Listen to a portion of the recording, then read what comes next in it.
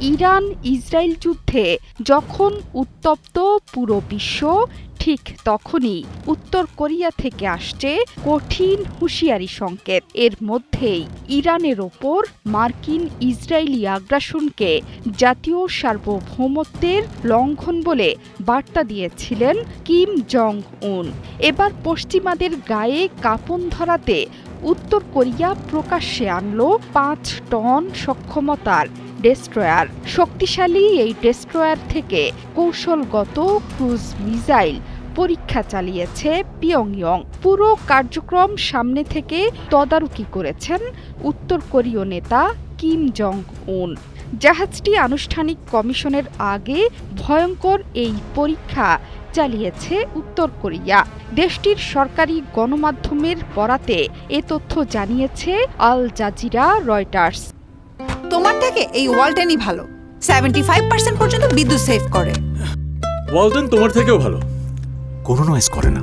Walton side by side ফ্রিজে আছে next লেভেলের এমএসও প্লাস ইনভার্টার কম্প্রেসর, যা আবহাওয়া বুঝে নিঃশব্দে কুলিং স্পিড নির্ধারণ করে 75% পর্যন্ত বিদ্যুৎ সাশ্রয় করে। প্রতিবেদনে বলা হয়েছে, বুধবার দেশের পশ্চিমে নামপো জাহাজ ঘাটে চোহন ধ্বংসকারী জাহাজ থেকে C2 সারফেস মিসাইল উৎক্ষেপণ তদারকি করেছেন কিম জং উন।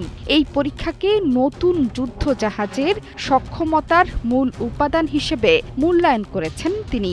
এটিকে নিজ দেশের জন্য সামুদ্রিক প্রতিরক্ষার নতুন প্রতীক হিসেবে দেখছেন কিম জং উন।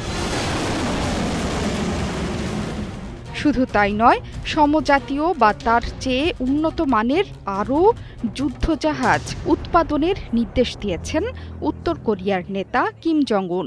এছাড়া নৌবাহিনীকে পারমাণবিক অস্ত্র গ্রহণের সক্ষমতাও অর্জনের পরামর্শ দেন উত্তর কোরিয়ার নেতা।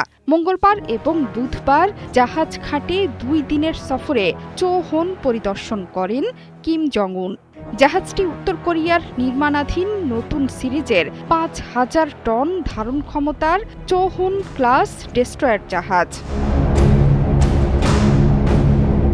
সম্প্রতি ক্ষমতাসীন ওয়ার্কার্স পার্টির সেক্রেটারি জেনারেল হিসেবে আবারও নির্বাচিত হয়েছেন কিম জং উন। এতে দলটিতে তার ১৫ বছর ধরে চলা নেতৃত্ব আরও দীর্ঘায়িত হয়েছে। রাষ্ট্রীয় বার্তা সংস্থা জানায়, গত রোববারের দলীয় কংগ্রেসের ৪র্থ দিনে অনুষ্ঠিত হয় নির্বাচন। ওই সম্মেলনে নির্বাচন করা হয়েছে দলের কেন্দ্রীয় কমিটির। এতে দলের নিয়মে আনা হয়েছে বেশ কিছু পরিবর্তনও। কংগ্রেসের আগে একটি অনুষ্ঠানে পারমাণবিক সক্ষমতা সম্পন্ন কয়েক ডজন রকেট লঞ্চার উন্মোচন করেছিলেন কিম জং উন। এগুলোকে দারুণ এবং আকর্ষণীয় বলে উল্লেখ করেছেন উত্তর কোরিয়ার নেতা। জোহরা চৌধুরী সেতু, ৭১।